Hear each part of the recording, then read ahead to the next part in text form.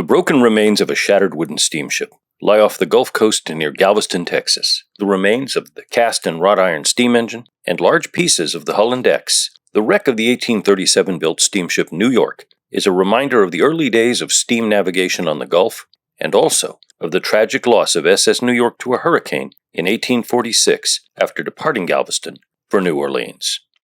New York is one of the relatively rare examples where we actually know the name of the wreck. In many cases, shipwreck discoveries are anonymous, so we are left to piece together whatever archaeological clues remain to try and figure out a vessel's identity or even just what kind of vessel it was. In this case, there were artifacts literally stamped Steamship New York, so there was not much guesswork involved. But knowing its name allows us to trace the actual history of this specific vessel, which is that New York was associated with some of the earliest and most important individuals in the economic and technological development of commercial steam navigation in the United States.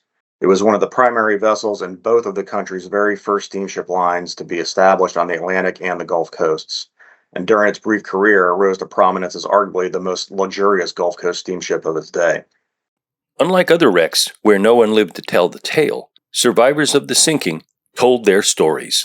Those accounts supply a glimpse into 2 days and nights of terror as the storm beat the steamship apart.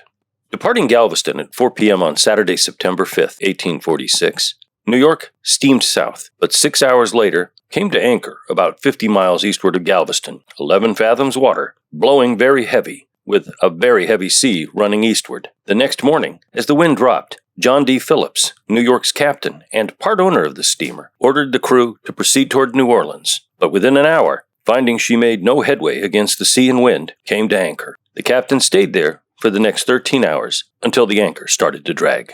After 2 hours of dragging, the wind shifted, and New York, caught in the trough of the sea, was hit by waves as the captain ordered the anchor slipped to try to gain headway by raising the sail on the mast. This failed, and the caboose, where the meals were cooked, was torn free and the hull strained to the point of leaking.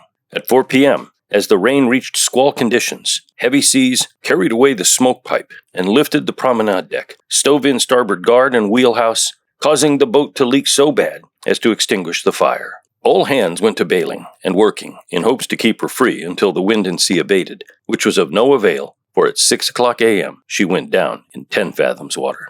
The surviving passengers and crew clung to a floating piece of the deck which had torn free until it began to break up. Then some of them shifted to another piece of wreckage. After having been in the water for 11 hours, the survivors were rescued by the steamer Galveston. 17 people lost their lives. Nothing was saved from the vessel, including $40,000 in gold and silver specie the steamer had carried.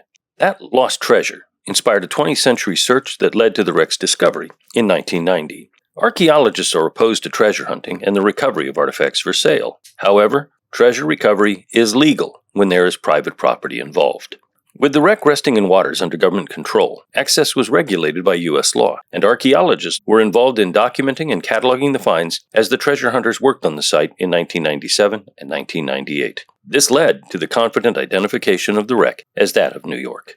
Following excavation and recovery of small artifacts, including silverware engraved with Steam Packet New York, the ship's bell, ceramics and glassware, and gold and silver specie, which continued through 2007, the wreck was subsequently reburied by shifting seabed sediments. Now listed in the National Register of Historic Places, the site no longer holds treasure, and many artifacts are no longer on the site. But the substantial remains of the hull and machinery make this a rare find of a broken but well-preserved early U.S. steamship.